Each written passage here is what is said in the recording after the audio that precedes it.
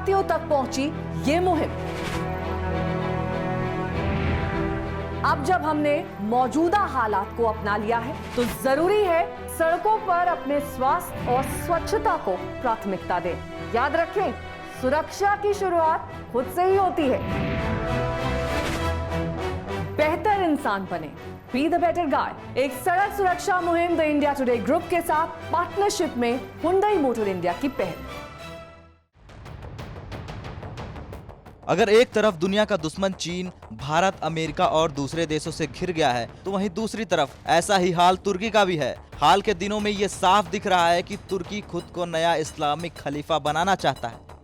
ऐसे में उसकी दादागिरी किसी को पसंद नहीं आ रही है और यही वजह है कि अब भारत के साथ पंगा लेना तुर्की के राष्ट्रपति एर्दोगन को भारी पड़ता दिखाई दे रहा है। जी हाँ, कश्मीर मामले पर पाकिस्तान की तरफदारी करने वाले तुर्की की अर्थव्यवस्था गर्त में जाती दिखाई दे रही है। वजह है उसका भारत के आंतरिक मामलों में दखल देना, जिसकी वजह से उसे अमेरिका के नए प्रतिबंधों का सामना करना पड़ रहा है।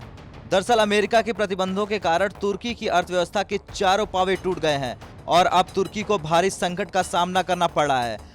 आर्थिक प्रतिबंध लगाने की अमेरिका की चेतावनी के बाद तुर्की की मुद्रा लीरा निचले स्तर पर आ गई है। ये सबको पता है कि तुर्की अमेरिका की अगुवाई वाली सैन्य संगठन नाटो का हिस्सा है। अगर सरल भाषा में कहे तो इस्लामिक आतंकवाद को लेकर फ्रांस के खिलाफ मोर्चा खोलने वाले तुर्की के राष्ट्रपति एर्दोगन के बुरे दिन शुरू हो गए हैं। यूरोपीय यूनियन की सख्ती के बाद अमेरिका ने भी तुर्की के खिलाफ कड़े प्रतिबंध लगाए हैं। अमेरिका ने तुर्की द्वारा रूसी मिसाइल प्रणाली खरीदने को लेकर ये कार्रवाई की थी।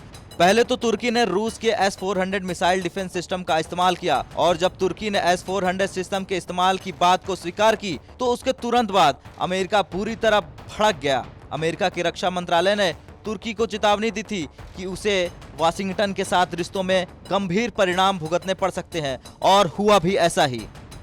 तो वहीं तुर्की के राष्ट्रपति एर्दोगन चीन के राष्ट्रपति जिनपिंग से कम नहीं है, क्योंकि जिस तरह मौजूदा वक्त में चीन को भारी बेइज्जती का सामना करना पड़ा है, वैसे ही अब तुर्की को करना पड़ेगा। और अब जब तुर्की की अर्थव्यवस्था मिट्टी में मिल गई है तो इसके लिए एर्दोगन ने अपने नागरिकों को झूठा सांत्वना दिया है। एर्दोगन ने ऐलान किया है कि वे हर हाल में बुरी शक्तियों से अपने देश की अर्थव्यवस्था को उबारेंगे।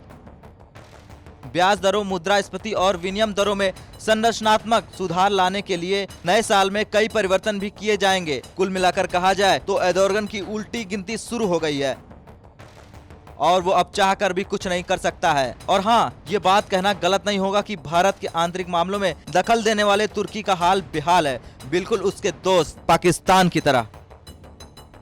ब्यूरो रिपोर्ट, भारत तक।